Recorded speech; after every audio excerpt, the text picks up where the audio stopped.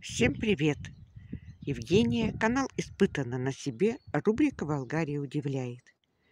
Сад начинает просыпаться позднее, чем обычно, потому что было очень холодно в феврале.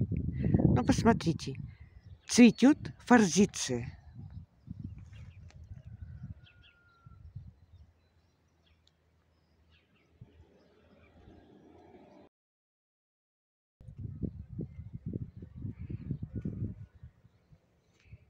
Гиацинты начинают цвести.